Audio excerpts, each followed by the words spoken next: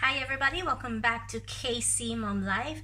Today I am going to make Ube Halaya. This is actually the first time that I'm going to make it because here in the UK it's not really easy to get ube, the fresh one anyway. I could never get the fresh one. What I actually got from the Asian supermarket is this one. It's the grated purple yam or ube that has been frozen. Although this one I already thawed it earlier because I'm going to be cooking it. But yeah, it's December, it's nearly Christmas, and it just brings back all those memories from when I was a kid. Whenever it's around Christmas time, we would always make from scratch at home Ube Halaya. Although any time of the year in the Philippines now you can pretty much buy ube from the shop, but it's still different when it's Christmas time and you and your family helping each other making ube from scratch. Although, like I said, I don't have the fresh ube root crop. I'm gonna settle with the frozen one. Now, the thing that is interesting about making ube is it takes a lot of mixing. That I can remember from when I was a kid, because I could remember my mom and my dad and my sisters, they would be taking turns stirring and stirring and stirring and stirring until the ube is ready.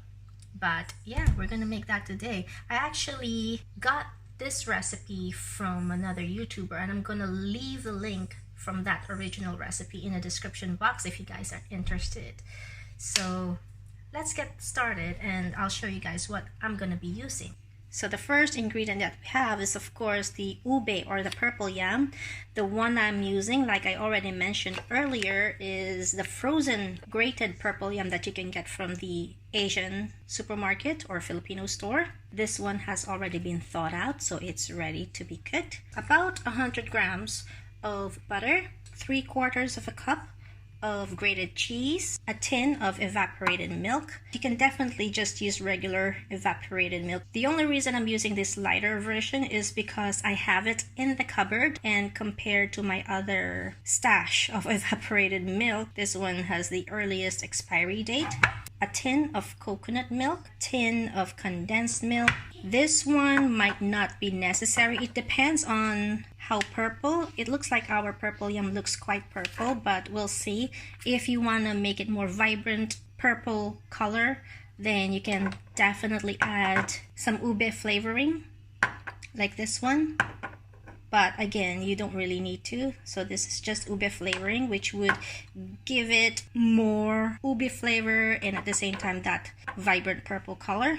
And over here, I have 1/4 of a cup of white sugar. By the way, guys, Ube Halaya is actually ube jam, or the word halaya actually, I think, comes from a Spanish word which means jam. So when I say Ube Halaya, that means ube jam or purple yam jam. And 1 packet of this ube or grated ube that I got from the shop is actually 454 grams. So I have a pot here, or if you have a deep pan, maybe that would be better, but I have a pot anyway. And the first thing I'm gonna do is I am going to put the coconut cream or coconut milk into it.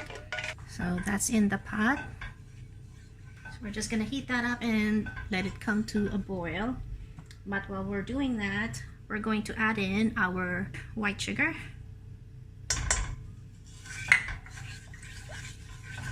So we'll just mix that in until the sugar is dissolved.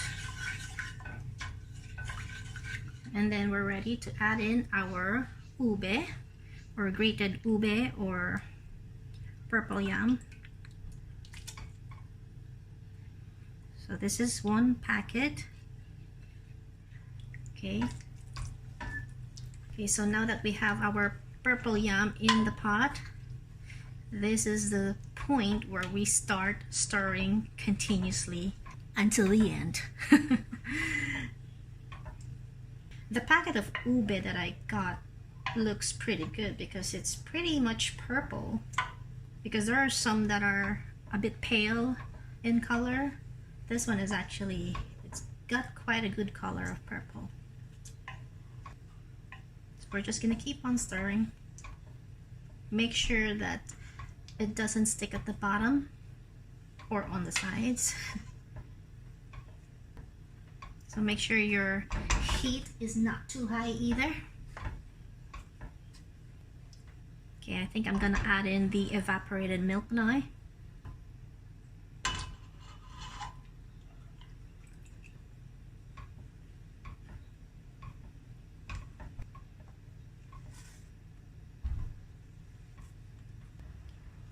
So I think I'm gonna keep on stirring this until it starts boiling before adding in the condensed milk.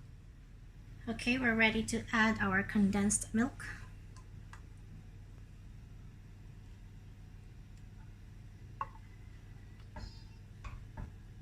And then we just keep stirring.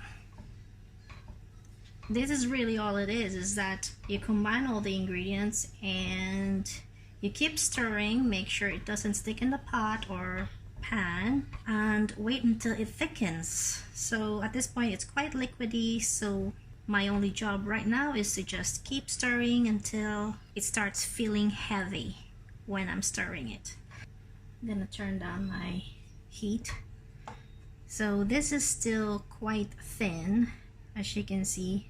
It's not thick at all yet, but I think if you want, only if you want to add your, see how it can get stuck at the bottom, so make sure that you're mixing it up. Anyway, if you're gonna add food coloring, this is the time to add it while it's still quite liquidy, so it will spread the color evenly.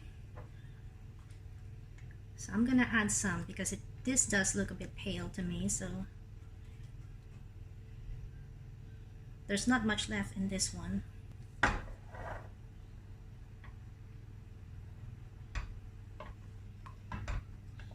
I need more purple.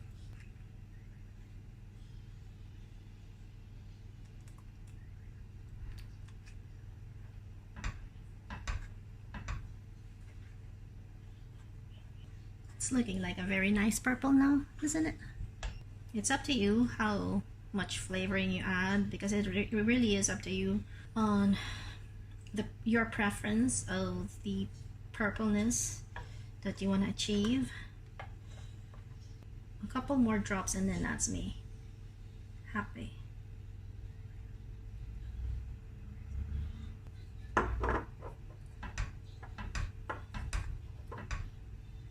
Okay, so I'm just gonna continue mixing. I'm already happy with this color. When I start feeling the heaviness of it, then I'm gonna go ahead, come back to you, and we are going to add the cheese. Okay, like I said, it takes a lot of mixing and I am still mixing it. I haven't proceeded yet with adding the cheese, but it's getting there. It's starting to get a little bit thicker now.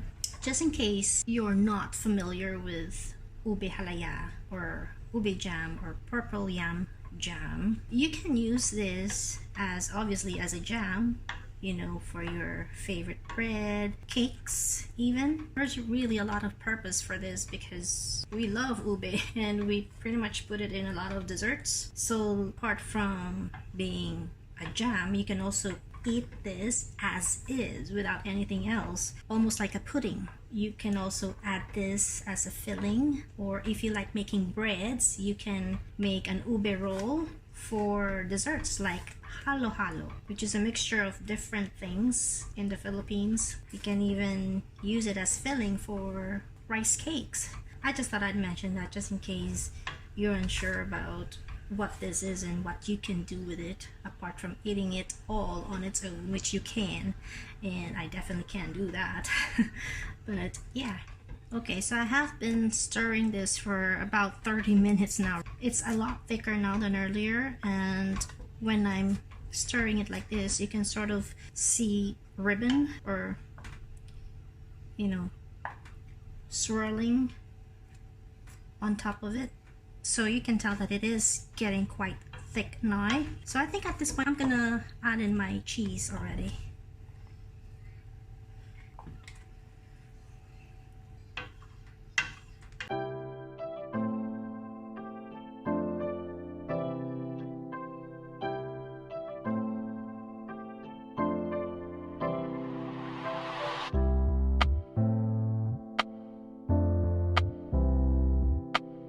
Okay, I think we're near the end now.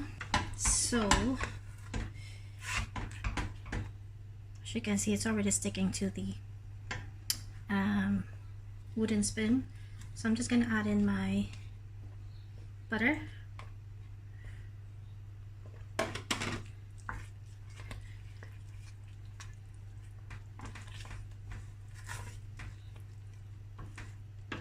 My arms are really like so tired already by this point, but it is worth it in the end if you love ube like I did.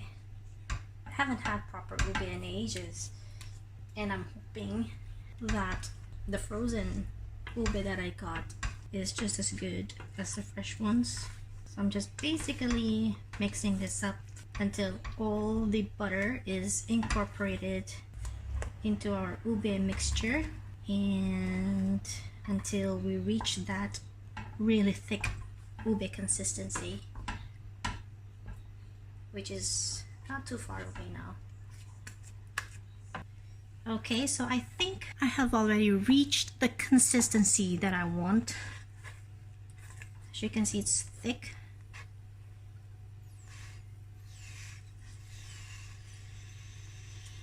And that is what we want.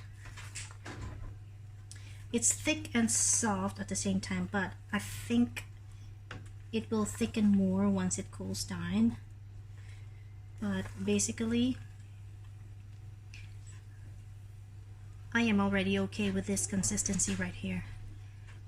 So I'm gonna turn off the heat now and let this ube cool down so we can taste it later. Okay, so here is our ube now.